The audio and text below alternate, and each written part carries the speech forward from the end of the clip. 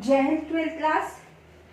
Beta, as your syllabus is too much, so we have one extra class in a week and it's on Monday. Okay, so we are on chapter number 2, that is solution, and in the previous class we have discussed about the different types of solutions and how to find out the concentration of solution in different aspects. I hope that all the things are clear to you. Now next topic that we have to discuss, अगर आप देखिए topic मैंने आपको क्या क्या बताए थे, we have to discuss about the solubility. We have to discuss about this term that is solubility. Now what we mean by solubility. Solubility का मतलब क्या होता है? Solubility means simply the dissolution or dissolving, the dissolution of solute in any solvent, in particular solvent. किसी भी solute को dissolve करना in a solvent, that process is known as dissolution, और उसे ही हम उसकी क्या बताएंगे? solubility. It means solubility defines that how much amount of solute dissolve in a particular solvent. आप simply कह सकते हैं amount of solute present in particular amount of solvent. Amount of solvent, that is the solubility. Okay, बहुत हमने पढ़ा भी हुआ है solubility के बारे में 9th 10th 11th में. solubility किस किस फैक्टर्स पे डिपेंड करती है, but here we have to discuss about 3 types of solubility. हमने बहुत सारे solutions पढ़े हैं, 9 types के solution पढ़े हैं, gas in liquid, gas in solid and gas in gas. उसके बाद liquid in solid, liquid in liquid, liquid in gas, lots of solution we have discuss. यहाँ पर हमें जो सॉलिबिलिटी पढ़ना है, जो हमें मेन सॉल्वेंट लेना है, दैट इज लिक्विड. यहाँ पर हमने सॉलिबिलिटी किसकी पढ़नी है? आप जो सॉल्वेंट लोगे यहाँ पर, that solvent we are considering it as a liquid. हम यहाँ सॉल्वेंट क्या ले रहे हैं? लिक्विड ले रहे हैं. इट मीन्स लिक्विड के साथ किस किस का सोल्यूशन बनाया जा सकता है? Gas in liquid, solid in liquid and liquid in liquid. So we have to discuss about the solubility of these three and the factors which are affecting on that. या फिर उस solubility से, उन miscibility से उनको dissolve करने पर क्या क्या चीजें क्या चेंज हो सकता है, वो हमें सारा डिस्कस करना है. और इसी में आएगा आपका Henry's law, ideal solution, non ideal solution, Raoult's law, जो भी अब मैंने आपको टॉपिक्स बताए थे, what we have to discuss, वो सारा चीज इसी में है. तो लेट अस स्टार्ट. तो इट बेसिकली आपकी कितनी टाइप्स की सॉलिबिलिटी हो गई? 3 टाइप की सॉलिबिलिटी हो गई. Solubility of solid and liquid, gas and liquid, और लास्ट आपका क्या हो गया? Liquid in liquid. Short form use कर रही हूँ, LIQ. Solid in liquid, gas in liquid and liquid in liquid. तो ये हमको डिस्कस करना है तीनों चीजों के बारे में. तो let us start with the first, solid and liquid.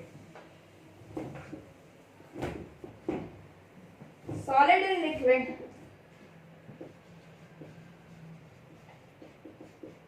Solubility of solid in liquid. पढ़ा है आपने इसका डेफिनेशन? सॉलिड एंड लिक्विड में सॉलिबिलिटी का डेफिनेशन पढ़ा है. क्या होता है सॉलिबिलिटी का definition? The amount of solute present in per 100 gram of solvent. That is the definition of solubility when we are talking about the solubility of solid and liquid. That amount of solute present in gram, amount of solute in gram dissolved in per 100 gram of the solution solvent. Sorry, that is known as solubility. अब basically हम करते क्या है? अब हमें solid and liquid करना है. You take a solute and you will take a solvent. You have to dissolve it और आपका क्या बन जाता है? सॉल्वेंट बन जाता है. This process is known as dissolution process. कौन सा प्रोसेस हम इसको बोलते हैं? डिसोल्यूशन प्रोसेस बोलते हैं. It means you are continuing to dissolve any. आप शुगर को देख लीजिए, you are continue to dissolve the sugar in the water. वो डिसॉल्व होता जा रहा है और आपका एक solution, sorry this is solution, आपका एक सॉल्यूशन बनता जा रहा है, दैट फॉर्म सॉल्यूशन. But आप suppose करिए you have taken only 1 glass of water and you kept on adding sugar into it. आप dissolve करते जा रहे हो. क्या ऐसा होगा जितनी चाहे उतनी sugar आप dissolve कर लो उसमें? A condition will reach ना where sugar stop to dissolve in the water. तो उस solution को हम क्या बोलते हैं? That solution is known to be a saturated condition. और अब हमने इक्विलिब्रियम के बारे में पढ़ लिया है, तो हम उस कंडीशन को इक्विलिब्रियम से डिफाइन करते हैं. When a equilibrium between it's set up between these three, this is known as saturated solution. क्या बोलते हैं हम इसके?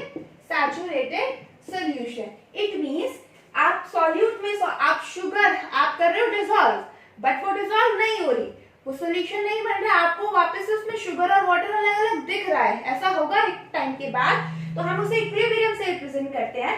That for solute and solvent dissolve into each other and form a solution, but at a certain time, after a certain time इनका dissolution होना बंद हो जाएगा। वापस से आपका, आप ये कह सकते हो, वापस से आपका सोल्यूशन किस में कन्वर्ट हो रहा है? सॉल्यूट और सॉल्वेंट। कन्वर्ट होने का मतलब है आप जितना उसमें डिसॉल्व कर रहे हो और एक्स्ट्रा शुगर, उतना ही वापस से आपको शुगर और वाटर अलग अलग मिल रहा है, वो है उसके वापस रिवर्स बात होने का मतलब। And that solution is known to be a saturated solution. Saturated solution are those in which no more solute can be added, जिसमें आप और ज्यादा सोल्यूट ऐड नहीं कर सकते। और इस सोल्यूशन को हम क्या बोल सकते हैं फिर? Unsaturated solution. क्या बोल सकते हैं? अनसैचुरेटेड। तो आपने हमने डिसोल्यूशन प्रोसेस देखा, अनसैचुरेटेड सोल्यूशन देखे, सैचुरेटेड देखे। एक और सोल्यूशन होता है that is super saturated. Super saturated solution मतलब सैचुरेशन के भी ऊपर वाला लेवल आ गया, सुपर सैचुरेटेड आ गया। वो कब होगा? हम देखते हैं जनरली, अगर आपको मतलब एक 1 ग्लास वाटर में आपको 1 kg शुगर डिसॉल्व करनी है, तो वो नॉर्मली डिसॉल्व नहीं होती, बट हीट करने पर वो डिसॉल्व होने लगती है। इट मीन्स जनरली क्या होगा, और solubility can be increased by increasing the temperature. Generally, I am taking this word very seriously, generally, because इस word को मैं generally क्यों बोला है ये मैं अभी थोड़ी देर में बताऊंगी।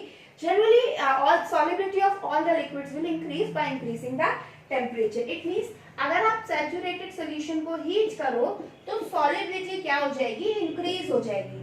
सॉलिबिलिटी इंक्रीज होने का मतलब क्या है? सॉलिबिलिटी इंक्रीज होने का मतलब है your solute can be added to the solvent. तो अब जब आप टेम्परेचर इंक्रीज करते हो सैचुरेटेड सोल्यूशन के केस में, solubility will start to increase, मतलब आपका सोल्यूशन बनता चला जाता है, वापस से आपको सॉल्यूट सॉल्वेंट अलग नहीं मिल रहा, your solution will start to form. But आपने हीटिंग स्टॉप कर दी, you just kept your solution for cooling down. Cool down जब आप करोगे तो आप क्या देखोगे? वापस से उसमें वो क्रिस्टल्स आना शुरू हो जाएंगे, क्रिस्टलाइजेशन प्रोसेस होता है, वापस से उसमें क्या आना शुरू हो जाएंगे? क्रिस्टल्स, आपके सॉल्यूट के क्रिस्टल सरफेस पे आना स्टार्ट हो जाएंगे, and that solution is known super saturated solution. आप शुगर को वाटर में डिसॉल्व करते हो हीट करके, ज्यादा अमाउंट ऑफ शुगर, जब आप उसे ठंडा करने के लिए रखते हो तो वापस से उसमें व्हाइट कलर का डिपोजिशन स्टार्ट हो जाता है, क्रिस्टलाइन शुगर जिसे हम बोलते हैं, व्हाइट कलर का डिपोजिशन। तो वही आपका क्या होगा? Saturated solution. लुक, सबसे पहले 1 चम्मच शुगर आपने 1 ग्लास वाटर में ऐड की, अनसैचुरेटेड सोल्यूशन मींस आप उसमें और ऐड कर सकते हो, ठीक है। एक कंडीशन पर जाकर शुगर ऐड होना बंद हो गई, सैचुरेटेड सोल्यूशन। हीट करा, वो जो डिसॉल्व होना बंद हो गई थी वो फिर से डिसॉल्व होने लगी, सोल्यूशन बनता गया। हीट करने के बाद उसे कूल करने के लिए रख दिया, वापस से आपका जो शुगर डिसॉल्व हुआ था हीट करने पर वो वापस आ जाएगा, that is known to be a super saturated solution. So this is all about this is something about the solubility of solid in liquid. अब हम देखते हैं क्या क्या फैक्टर्स हैं जो इफेक्ट करते हैं solubility of solid in liquid को। जैसे अगर आप देखिए एग्जाम द फर्स्ट है फैक्टर्स अफेक्टिंग। तो सबसे पहला मेन आपका आता है nature of solute and solvent. Nature of solute and solvent. Nature means मैंने आपको ये पहले भी बताया है, लाइक, डिसॉल्व, लाइक, ये एक ही कॉन्सेप्ट को फॉलो करते हैं, लाइक, डिसॉल्व, लाइक। जो जैसा है वो वैसे में ही डिसॉल्व होना प्रिफर करेगा, जैसा है means we have 2 types of solvent, polar and non polar. Polar which contain electronegative atom basically, या फिर आप वाटर को पोलर कर सकते हो, अल्कोहल को पोलर बोल सकते हो, जिसमें पोलैरिटी हो। पोलर सॉल्वेंट कौन से होते हैं? जिसमें पोलैरिटी प्रेजेंट हो, मींस चार्ज सेपरेशन हो। और नॉन पोलर कौन से होंगे? जिसमें पोलैरिटी प्रेजेंट ना हो, जैसे benzene, it's a non polar solvent, hexane non polar solvent है। तो बेसिकली 2 टाइप के सॉल्वेंट होते हैं, एक आता है आपका पोलर और एक होता है आपका नॉन पोलर सॉल्वेंट। तो जो आपका पोलर सोल्यूट है वो नॉन पोलर में डिसॉल्व नहीं होगा, पोलर सॉल्यूट आपका पोलर सॉल्वेंट में डिसॉल्व होगा, नॉन पोलर सॉल्यूट आपका नॉन पोलर सॉल्वेंट में डिसॉल्व होगा। इसीलिए हम कहते हैं जनरली जितने भी ऑर्गेनिक कंटेनिंग कंपाउंड होते हैं, जैसे आप नेफ्थलीन बॉल्स को ले लीजिए, नेफ्थलीन जो है, नेफ्थलीन जो बॉल्स होती हैं, it is organic compound, means non polar compound है। आप उसे वाटर में डिजोल्व नहीं, नेफ्थलीन बॉल्स जो आपकी कपूर की गोलियां आप जिन्हें कहते हो, that we use to kept in our clothes ताकि स्मेल ना आए, उसे आप वाटर में डिजोल्व करने की कोशिश करो, that will not dissolve in the water because it's a non polar compound. तो वो बेंजीन में डिजोल्व हो सकता है बिकॉज वो क्या हो गया, नॉन पोलर सॉल्वेंट हो गया। बट अगर मैं चाहूँ वाटर में डिजोल्व हो जाए, वाटर में डिजोल्व नहीं होगा। आप सिंपली लीजिए शुगर, लीजिए शुगर को आप वाटर में डिजोल्व करिए, हो जाएगी, बिकॉज शुगर क्या है, पोलर होती है, sugar is a polar substance. आप सॉल्ट को लीजिए, पोलर होता है, चार्ज सेपरेशन होता है, वाटर में डिजोल्व हो जाएगा, अल्कोहल में भी हो जाएगा, अल्कोहल में भी पोलैरिटी होती है। बट अगर मैं ये कहूँ कि शुगर को या फिर मुझे सॉल्ट को डिजोल्व करना है बेंजीन में, डिजोल्व नहीं होगा, salt is a polar and benzene is non polar. तो इस तरीके से हम देखते हैं polar solvent या polar solute can be dissolved in the polar one only, polar solvent only, and non-polar solute can dissolve in the non-polar solvent only. So this is the first effect. Next हम देखते हैं concentration of solution। कि मैं ऐसे ही आपको बता देती हूँ concentration of solution का मतलब क्या है। जितना ज्यादा आप सोल्यूशन को कंसेंट्रेट करते जाओगे, मींस जितना ज्यादा अमाउंट सॉल्यूट का इंक्रीज करते, कंसेंट्रेशन बढ़ाना क्या होता है, कंसेंट्रेटेड सोल्यूशन का मतलब क्या होता है, you are tapped on adding solute in it, आपका solute का अमाउंट बहुत ज्यादा हो, if you continue to increase the amount of solute, it means concentration increase होगा and the solubility results to decrease, solubility कम होती चली जाएगी। जब हमने saturated solution का देखा तो ये दो इफेक्ट हो गए। Now the third effect that is very much important, it is the effect of temperature। ये क्या है आपका effect of temperature है, ये थोड़ा ध्यान से देखिएगा, effect of temperature। अभी मैंने आपको क्या बोला, generally solubility increase with increase in temperature, solubility generally increase होती है with increase in temperature, it means हमेशा नहीं होती। अब जनरली क्यों बोला मैंने, चलिए हम देखते हैं। आपने 11th में ली चेटलियर प्रिंसिपल के बारे में पढ़ा है। ली चेटलियर प्रिंसिपल क्या होता है, सिंपली हम समझते हैं, आप एक जगह कुछ अगर इंक्रीज कर रहे हो तो इस इफेक्ट को न्यूट्रलाइज करने के लिए दूसरी जगह कुछ इंक्रीज होना या डिक्रीज होना स्टार्ट हो जाएगी। मतलब अगर आपने एक जगह इंक्रीज किया है कुछ, तो उस इफेक्ट को न्यूट्रलाइज करने के लिए वहां कुछ डिक्रीज होना स्टार्ट हो जाएगा। इस तरीके से हम किस तरीके को डिफाइन करते हैं, ली चेटलियर प्रिंसिपल को। चलिए हम देखते हैं ली चेटलियर प्रिंसिपल को हम यहाँ कैसे डिफाइन करेंगे। We are talking about the temperature, it means हम किसकी बात करेंगे, एंडोथर्मिक और एक्सोथर्मिक प्रोसेस। यस, जब आप सॉलिड को डिसॉल्व करते हो सॉल्वेंट में तो भी प्रोसेस होते हैं एंडो और एक्सो। जैसे NaOH, NaOH को वाटर में डिसॉल्व करो, आपने सॉल्यूशन बनाया है NaOH का कंसर्न सॉल्यूशन, आपने देखा होगा when you dissolve NaOH pellets in water, आपका जो वेसल था दैट विल बिकम हॉट। वो इसका मतलब उस ड्यूरिंग क्या हो रही है, एनर्जी रिलीज हो रही है, तो आपका कौन सा प्रोसेस हो गया, एक्सोथर्मिक। तो टेम्परेचर का इफेक्ट अलग अलग है। जैसे फर्स्ट हम देखते हैं फॉर एंडोथर्मिक प्रोसेस, कैसा, एंडोथर्मिक के लिए, जैसे आप सपोज करो सॉल्यूट प्लस सॉल्वेंट, ये आपका क्या बनेगा, सॉल्यूशन, और इसके लिए मैं डेल्टा H क्या लिख रही हूँ, पॉजिटिव, मींस एंडोथर्मिक प्रोसेस है तो डेल्टा H आपका क्या होगा, पॉजिटिव होगा। एंडोथर्मिक प्रोसेस का मतलब क्या है, हीट एंटर करी तब वो प्रोसेस हुआ। इट मींस अगर आप टेम्परेचर को इंक्रीज करोगे तो वो प्रोसेस और फास्टर होगा। आप टेम्परेचर को इंक्रीज करेंगे, इधर की साइड तो आप टेम्परेचर प्रोवाइड करा रहे हैं ना, तो इधर की साइड अगर मैं कुछ इंक्रीज करूंगा तो मेरा प्रोसेस उससे दूसरे डायरेक्शन में जाएगा या नहीं जाएगा। तो मैंने इधर इंक्रीज किया, मेरा प्रोसेस इस डायरेक्शन में जा रहा है। It means for endothermic processes solubility will increase with increase in the temperature। जैसे आपके सॉलिड हो गए NaCl, KCl हो गया, शुगर हो गया, और भी बहुत सारे एग्जांपल है। These all are related to the endothermic process। Next आता है for exothermic process। कौन सा, exothermic। exothermic means delta H negative, means जब आप उसे डिसॉल्व कर रहे हो तो एनर्जी रिलीज हो रही है, मींस इस साइड आपका एनर्जी रिलीज हो रहा है, ठीक है। तो अगर आप टेम्परेचर बढ़ाओगे तो आपकी सॉल्युबिलिटी क्या हो जाएगी, डिक्रीज हो जाएगी, क्योंकि आप इधर की साइड कुछ बढ़ा रहे हो ना, तो इधर की साइड बढ़ाने पे तो कोई इधर की साइड आप कोई चीज इंक्रीज कर रहे हो, ठीक है। तो इधर की साइड जब आप इंक्रीज करोगे, आपका उधर रिएक्शन क्या हो रहा है, उधर जो आपका प्रोडक्ट है, प्रोडक्ट साइड आपकी एनर्जी रिलीज हो रही है। अब एक्सो ऑलरेडी एनर्जी रिलीज हो रही है, अब आप चाह रहे हो उसमें आप एनर्जी प्रोवाइड करो, तो क्या वो प्रोसेस होगा, नहीं होगा, वो और कम होता चला जाएगा। तो इसका एक एग्जाम्पल है बहुत अच्छा, that is sodium carbonate Na2CO3.H2O। ये मैं कितनी बार बताती हूँ सबको, सब भूल जाते हैं। इनफैक्ट जो आपके एग्जाम्स होते हैं, प्रैक्टिकल एग्जाम्स, उसमें थ्योरी से रिलेटेड क्वेश्चन पूछे जाते हैं।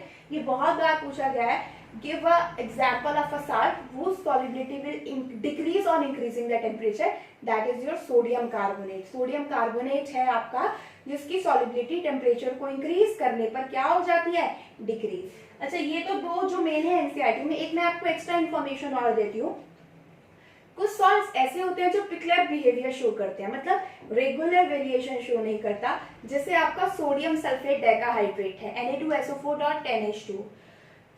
जब आप इसका टेम्परेचर इंक्रीज करते हो स्टार्टिंग में, means approximately 32 to 33 degree Celsius तक हम ले जाते हैं, इतने तो सॉलिबिलिटी इंक्रीज होगी। लेकिन बाद में आने पर, बाद में अगर आप फर्दर इंक्रीज करते हो तो सॉलिबिलिटी डिक्रीज हो जाती है। क्या भी क्यों शो करता है वो हमें नहीं पढ़ना, इनफैक्ट एग्जाम्पल में नहीं है, बट इन्फॉर्मेशन के लिए मैंने आपको बता दिया। ऐसे सॉल्ट्स भी होते हैं जो इरेगुलर वेरिएशन शो करते हैं, जैसे पहले इंक्रीज होगी या फिर डिक्रीज होगी, या पहले डिक्रीज होगी फिर इंक्रीज हो जाएगी। That will depend on the salt. तो ये आपका हो गया solubility of solid and liquid. This is all about this first. ठीक है, नेक्स्ट हम पढ़ते हैं। अच्छा, एक और देख लीजिए इसमें, इफेक्ट ऑफ प्रेशर। सॉलिड्स को जब आप सॉल्वेंट लिक्विड में डिसॉल्व करते हो तो इफेक्ट ऑफ प्रेशर, तो आपको देखिए कि ऐसा है कि आप शुगर पे प्रेशर अप्लाई करोगे तो वो ज्यादा डिसॉल्व हो जाएगी, नहीं होगी ना। तो it means there is no effect of pressure on the solubility of solid and liquid. Pressure का कोई इफेक्ट नहीं होता। नेक्स्ट आते हैं gas and liquid. Gas and liquid, तो प्रोसेस तो वही है जो अभी हमने पढ़ा। सिंपली एक सॉलिड को डिसॉल्व करना है, वही होगा। Like generally like dissolve like में इस तरीके से आपका डिसॉल्व होती है गैसेस। जहां पर हम डायरेक्टली फैक्टर से स्टार्ट करते हैं, फैक्टर्स अफेक्टिंग। सबसे पहले मैं आपको बताऊंगी टेम्परेचर का। छोटा सा इफेक्ट है तो इसे हम जल्दी से डिस्कस कर लेंगे। टेम्परेचर का इफेक्ट, टेम्परेचर का क्या इफेक्ट होता है। सिंपली टेम्परेचर का, अब आप देखिए टेम्परेचर का क्या इफेक्ट होगा। अब आप सोचिए, गैस को लिक्विड में डिसॉल्व करना एंडोथर्मिक प्रोसेस होगा या एक्सोथर्मिक प्रोसेस होगा। गैस को लिक्विड में डिसॉल्व करना, आगे 9th क्लास में गैसेस के पार्टिकल्स की काइनेटिक एनर्जी बहुत ज्यादा होती है। They are far apart from the each other. जब आप उसे लिक्विड में डिसॉल्व करोगे, मींस आपको उसे कंप्रेस करके लिक्विड में डिसॉल्व करना पड़ेगा। This means they come closer to each other and lose their kinetic energy. आप जब भी किसी भी गैस को लिक्विड में करते हो डिसॉल्व, तो गैसेस के पार्टिकल्स की कुछ काइनेटिक एनर्जी कम होती है। इट मींस वो एनर्जी रिलीज होगी। So that's why the dissolution of gas in liquid, gas and liquid कौन सा प्रोसेस हो गया, एक्सोथर्मिक प्रोसेस। कैसा प्रोसेस है, एक्सोथर्मिक प्रोसेस। तो सिंपली आप कह सकते हो that dissolution of gas in liquid in exothermic process. So according to Le Chatelier principle, अगर आप टेम्परेचर इंक्रीज करोगे तो सॉलिबिलिटी डिक्रीज होगी। दूसरी तरीके से समझते हैं, वो ज्यादा अच्छे से समझ में आएगा। ये लिक्विड है, लिक्विड प्लस गैस। मैं आपको गैस, ये लिक्विड के पार्टिकल्स हैं और ये आपके गैस के पार्टिकल्स हैं। ठीक है, क्या होगा, आप टेम्परेचर हीट प्रोवाइड करोगे। हीट प्रोवाइड करोगे तो पार्टिकल्स की काइनेटिक एनर्जी इंक्रीज होगी। when you heat the solution, when you increase the temperature, then particles of gases acquire high kinetic energy and escape out from the solution. Obviously बात है, liquid की भी, liquid evaporate होने लगता है जब liquid के पार्टिकल्स गैस में कन्वर्ट होने लगते हैं टेम्परेचर इंक्रीज करने पर। तो गैसेस तो सबसे पहले बाहर जाएंगी क्योंकि उनकी तो ऑलरेडी एनर्जी हाई होती है। So these gases particle acquire high an amount of energy and escape out from the solution, and this result in the decrease of solubility of gases with increase in temperature. इसका एक बहुत अच्छा example मैं आपको बताती हूँ।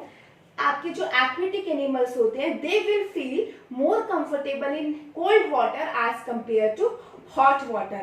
तो उसका रीजन अभी हम आगे भी रिलेट कर सकते हैं, बट यहाँ भी रिलेट कर देंगे हम। बिकॉज अगर आपका हॉट वाटर है, टेम्परेचर ज्यादा है, तो solubility of oxygen in water will be very low. Oxygen चाहिए ना हमें ब्रीथ आउट करने के लिए, तो सिंपली है that the solubility of oxygen is very low in hot water as compare to cold water. तो इसलिए वो कोल्ड वाटर में ज्यादा कंफर्टेबल फील करते हैं क्योंकि सॉलिबिलिटी गैसेस की ज्यादा होगी। So I hope that this point is clear to you. Now next हम चलते हैं effect of pressure. Effect of pressure,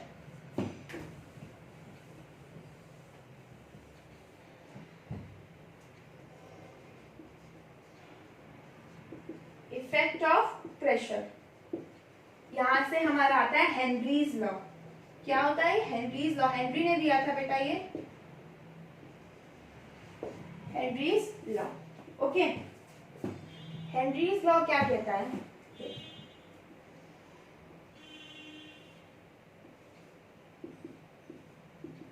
liquid है, दिस इज गैस, ये सरफेस हो गई। चलो कंटिन्यू। पिस्टन से प्रेशर अप्लाई करिए। पिस्टन है यहाँ पर to apply pressure on it. When you apply pressure on the gas, तब आप इस गैस पे प्रेशर अप्लाई करोगे तो गैस के पार्टिकल कहाँ diffuse? Gases are easily compressible. When you apply pressure on the gases particle, then these gases particle will diffuse into the liquid. इसमें diffuse हो जाएंगे इजीली, लिक्विड में जाएंगे या नहीं जाएंगे पिस्टन जब आप प्रेशर अप्लाई करोगे? It means you can say that when you apply pressure on the gas, the solubility of gas in liquid will increase. जब आपको किसी गैस को लिक्विड में डिसॉल्व करना हो, when you are applying pressure on the gas, then this its solubility will increase। और यही Henry law था that solubility of a gas in a liquid is directly proportional to the pressure applied on it। मैं simple एक equation form में लिखती हूँ that pressure that you are applying on a gas increase its solubility, solubility of gas। pressure applied on a gas, it means इन दोनों का direct relation है, directly proportional का sign है। मींस जैसे जैसे आप प्रेशर को इंक्रीज करोगे सॉल्युबिलिटी आपकी इंक्रीज होगी। अब आप कह सकते हो pressure is directly proportional to S. S is solubility, S क्या हो गया आप यहाँ? सॉल्युबिलिटी। बट हेनरी ने सॉल्युबिलिटी को मोल फ्रैक्शन के टर्म्स में डिटरमाइन किया था। It this solubility is replaced by mole fraction. किससे रिप्लेस किया गया था? Mole fraction of gas. It means pressure applied on the gas, यहां पर आपका आ जाएगा मोल फ्रैक्शन ऑफ गैस। हम इसे काई से डिनोट करते हैं, काई। ठीक है, उसके बाद अब डायरेक्टली प्रोपोर्शनल है तो उसका साइन हम हमेशा हटाते हैं, तो उसका साइन जैसे ही हम हटाएंगे तो P इज इक्वल्स टू आ जाएगा KH x of gas. This is your Henry's law's equation that pressure applied on the gas is equals to KH। KH is going to be Henry's constant and X is the mole, chi is the mole fraction of gas। मतलब अगर आपके पास liquid है और gas है तो mole fraction कैसे निकालोगे? Moles of gas divided by total moles. ये हम ऑलरेडी देख चुके हैं कैसे निकालते हैं मोल फ्रैक्शन। तो ये आपकी इक्वेशन हो गई। अब आप देखिए ये जो आपका जनरली हमने, अच्छा एनसीईआरटी में आपको कुछ ग्राफ है वो दिए हुए हैं, वो एक बार देख लेना। ग्राफ को कैसे देखते हैं, कैसे विजुलाइज करते हैं, that I have already told you in detail. आप जब कुछ एक्सपेरिमेंट्स को हमने देखा तो जो KH की जो वैल्यू है that is increase with increasing in the temperature. KH आपका जो है वो टेम्परेचर पे डिपेंड करता है। एक लाइन और ऐड कर सकते हैं बेशक से हम हेनरीज लॉ में। At constant temperature the pressure applied on the gas increase the solubility of gas in the liquid। means ये टेम्परेचर डिपेंडेंट होता है। अगर आप कांस्टेंट टेम्परेचर पर रिएक्शन कर रहे हो, कांस्टेंट टेम्परेचर पे किसी भी प्रेशर को अप्लाई कर रहे हो तो आपका KH सेम रहेगा। बट अगर आपने टेम्परेचर चेंज कर दिया, मींस एक प्रेशर में 20 पे अप्लाई कर रही थी 20 डिग्री सेल्सियस पे, एक प्रेशर में 30 डिग्री सेल्सियस पे अप्लाई कर रही थी, तो दोनों में सेम गैस के लिए दोनों में KH की वैल्यू अलग आएगी। तो KH will increase with increase in the temperature। KH is the Henry constant। इसकी दो सिग्निफिकेंस है। एक तो if your KH is a temperature dependent, as the temperature will increase KH will increase। दूसरा है as the KH will increase solubility will decrease। वो मैं आपको यहीं से इक्वेशन में दिखा देती हूँ। KH is equals to P upon chi of gas। ये देखिए KH और solubility of gas में इनवर्स रिलेशन है। As your KH will increase, solubility will decrease। और KH एक टेम्परेचर का फंक्शन है। अगर आप टेम्परेचर इंक्रीज करोगे KH की वैल्यू भी इंक्रीज होगी और solubility क्या हो जाएगी? डिक्रीज। तो ये आपकी ये गैसेस हो गई। दूसरा चीज आपको, अच्छा प्रेशर के बारे में बता ही दिया, जितना प्रेशर आप गैस पे अप्लाई करोगे। KH के बारे में बता दिया। एक तो KH टेम्परेचर पे डिपेंड करता है, दूसरा nature of the gas. Her gas के लिए KH की वैल्यू अलग होगी। तो this is all about Henry's law. इसके बेसिस पे क्वेश्चन है इस इक्वेशन के बेसिस पर वैल्यूज भी होंगी, डायरेक्ट पुट करनी है, ठीक है। वो मैं आपको इस टॉपिक के खत्म होने के बाद नेक्स्ट क्लास में थोड़े बहुत न्यूमेरिकल्स करके दिखा दूंगी यहाँ, ठीक है। अच्छा, अब इस हेनरी लॉ की कुछ एप्लीकेशन है, बहुत मेन एप्लीकेशन है हेनरी लॉ की। क्या एप्लीकेशन है, आपको वो लिखना तो खुद से है एप्लीकेशंस को सारा, बाकी मैं नोट्स दे दूंगी, बट एप्लीकेशन आपको खुद से लिखनी है। एप्लीकेशन क्या है, एप्लीकेशन है यहाँ पर आती है इसकी इसको हम अप्लाई कैसे कर सकते हैं, कैसे देख सकते हैं इस एप्लीकेशन को। आपने जनरली सुना होगा the person who are living in at the higher altitude area, they are suffering from a common disease that is anoxia. Anoxia, difficult in breathing. आपका ब्रीथिंग में आपको डिफिकल्टी होती है, दैट इज एनॉक्सिया। और जो higher altitude पे लोग रहते हैं, दिस आपकी ये जो भी ये सफरिंग है, ये जो बीमारी है एनॉक्सिया, वहां पर बहुत ज्यादा लोग सफर रहते हैं एनॉक्सिया से। It is because of the lack of oxygen present in the there. वहां पर ऑक्सीजन की क्या रहती है, कमी। बेसिकली ऑक्सीजन की कमी एटमॉस्फेयर में नहीं रहती, ऑक्सीजन की जो डिफिशियंसी है वो हमारी बॉडी में रहती है। वो कैसे, मैं आपको समझाती हूँ। जितना आप हायर एल्टीट्यूड एरिया पे जाओगे उतना ही प्रेशर कम होता जाएगा, जितना आप लोअर एल्टीट्यूड एरिया पे जाओगे प्रेशर उतना ज्यादा होता जाएगा। As you move to higher altitude area, pressure will decrease, pressure decrease होगा तो solubility of oxygen in the blood will decrease. तो सब सॉलिबिलिटी हमारे ब्लड में नहीं होगी ऑक्सीजन की, it will give rise to some disease like anoxia.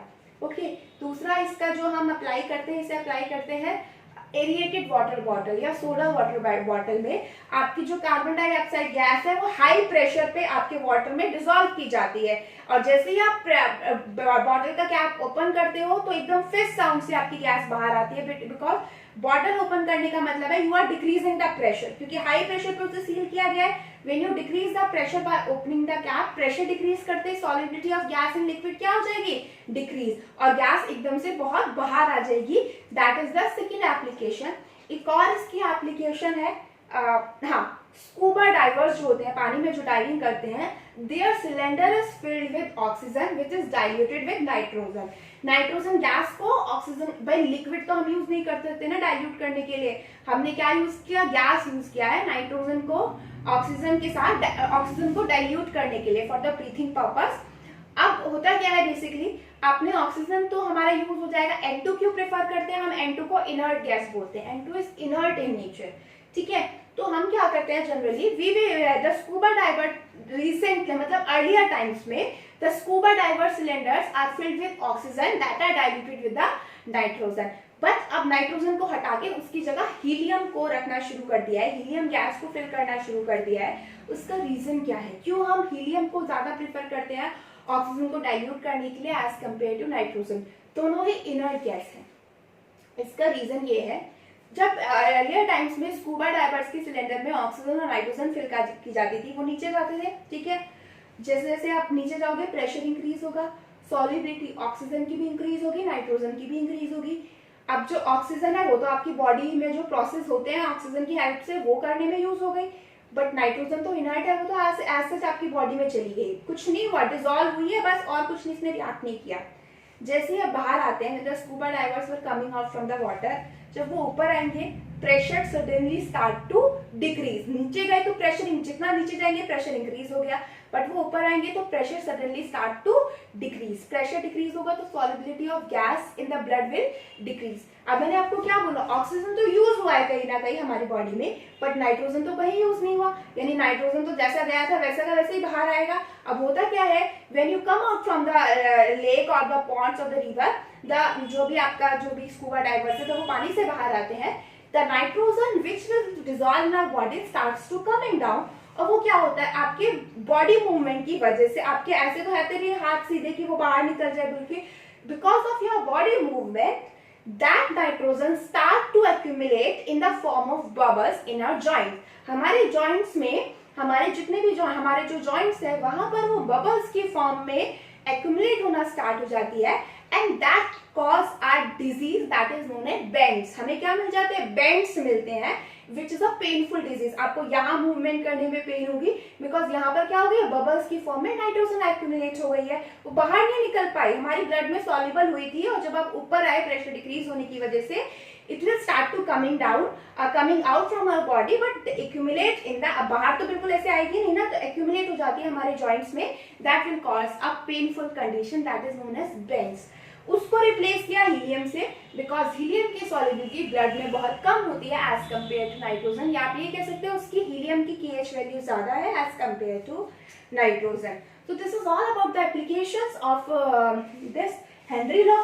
आपको हेनरी लॉ समझा दिया है, एक दो एग्जांपल, एक दो न्यूमेरिकल्स मैंने आपको दे दूंगी, बट नेक्स्ट क्लास में कुछ डिस्कस भी कर दूंगी, एक दो example, so it will be more clear to you. In next class we will start with the solubility of liquid in liquid, वहीं से हमारा दूसरा लॉ स्टार्ट हो जाएगा, that is Raoult's law. Thank you.